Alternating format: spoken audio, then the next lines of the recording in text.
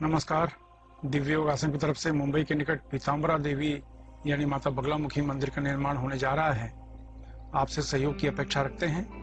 अगर आप सहयोग करना चाहते हैं तो आप बैंक ट्रांसफर, पेटीएम या यूपीआई के द्वारा दान कर सकते हैं और यह दान इनकम टैक्स के आयकर धारा एटीजी के अंतर्गत टैक्स में छूट का लाभ भी ले सकते हैं। इसके बारे में अधिक जानकारी नीचे डिस्क्रिप्शन में दी गई है। इसके अलावा मुंबई के निकट वज्रेश्वरी में 2 दिन का गजेंद्र मोक्ष साधना होने जा रही है। इसमें 1.25 लाख मंत्र से लेकर 5 लाख मंत्र का विशिष्ट अनुष्ठान मुद्रा के साथ होगा। यह साधना उन लोगों के लिए बहुत जरूरी है जो कर्ज में डूबे हों, व्यापार में नुकसान हो रहा हो, तरक्की रुकी हो, आर्थिक समस्या आ रही हो, हर क्षेत्र में बाधाएं आ रही हों, धन का नुकसान हो रहा हो।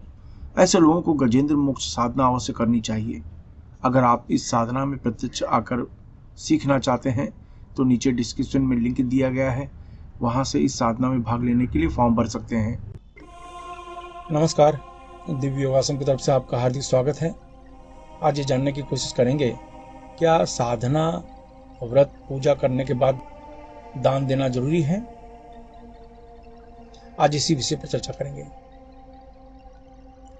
दान की महिमा तो ऐसे ही भी अपरंपार कही गई है। कहते हैं दान हमारे स्वार्थ को खत्म करता है। दान देने से रिद्धि सिद्धि बढ़ती है, न कि खत्म होती है। ये भी कहा जाता है जिस चीज का आप दान करते हैं उस चीज की जीवन में आपको कभी भी कमी नहीं रहती। ये तो दान की परिभाषा हो गई। लेकिन साधना करने के बाद क्या दान दक्षिणा जरूरी है, ये विषय चर्चा का है।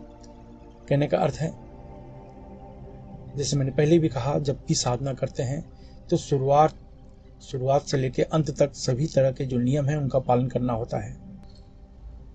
उनमें ये नियम भी है कि पूरे पद्धति से मंत्र का जाप करें, हवन करें, तर्पण मार्जन करें, दान करें। ये विधान है। सबसे अंत में दान की महिमा कही गई है। साधना के बाद जो सबसे अंत में नियम आता है वो होता है दान। दान क्या करें, कैसे करें, किस तरीके से करें। दान का सबसे पहला नियम यही है कि आप पैसे देने से बचें, क्योंकि आज के जमाने में जो लोग हैं, बीड़ी, सिगरेट, पान, तंबाकू, गुटखा, आप कारण नहीं होने चाहिए। आप किसी को 10 रुपया देते हैं और उस 10 रुपये का सामने वाला गुटखा खा लेता है, शराब पी लेता है, कुछ भी, तो उसके कारण आप बनते हैं। तो आपके जो शुभ कार्य हैं सबका खंडन हो जाता है। इसलिए दान देने से बचने के लिए कहा गया है। लेकिन आप पैसा दान करना चाहते हैं तो मंदिर की दान पेटी में ही करें।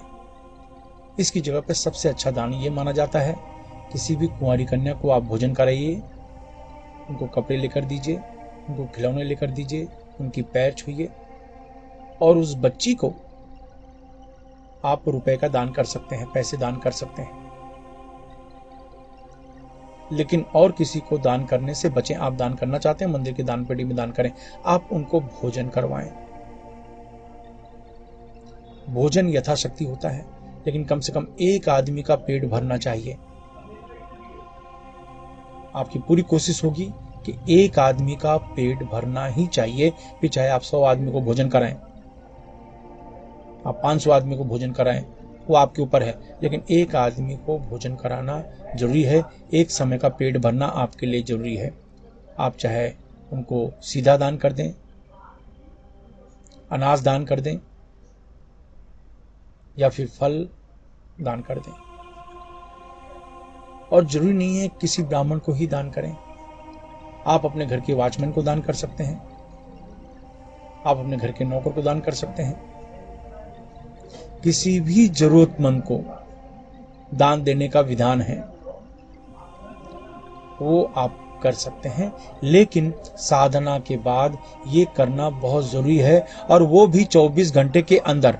यानी जब आपका हवन समाप्त होता है उसके 24 घंटे के अंदर दान करना अनिवार्य है। किसी कारण से अगर 24 घंटे के अंदर आप दान नहीं कर पाए तो वो दान, वो साधना आपकी व्यर्थ हो जाती है। सब कुछ बेकार हो जाता है। इसलिए बहुत सिंपल नियम है, लेकिन बहुत ही मूल कारण है कि अगर आप साधना संपन्न होने के बाद, हवन होने के बाद 24 घंटे के अंदर अगर दान नहीं करते तो आप यूं समझ लें कि आपने साधना नहीं की, क्योंकि साधना आपकी बेकार हो गई, आपको फिर से साधना करनी पड़ जाएगी। इसलिए इस बात का ध्यान रखें, साधना समाप्त होने के 24 घंटे के अंदर दान करना अनिवार्य है। दान क्या करना चाहते हैं, कैसे करना चाहते हैं, ये आपके ऊपर है। अगर आप वैदिक देवी देवताओं की साधना कर रहे हैं तो दान का जो समय रहेगा, सुबह का समय बहुत शुभ माना जाता है। लेकिन अगर आप तांत्रिक तो उग्र साधना कर रहे हैं, उनसे रिलेटेड साधना आपकी संपन्न होने के बाद, सूरज डूबने के बाद दान आपका शुभ माना जाएगा।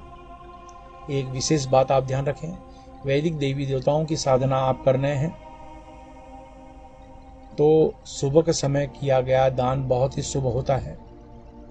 लेकिन उग्र साधना कर रहे हैं, तांत्रिक पद्धतियों की साधना कर रहे हैं तो सूर्य अस्त होने के बाद आप दान करें। इससे आपकी मनोवांछित इच्छा पूर्ण होती है, सभी प्रकार की मनोकामना पूर्ण होती है। इस बात का आप ध्यान रखें। आशा है ये नियम आपके जीवन में काम आएगा। धन्यवाद।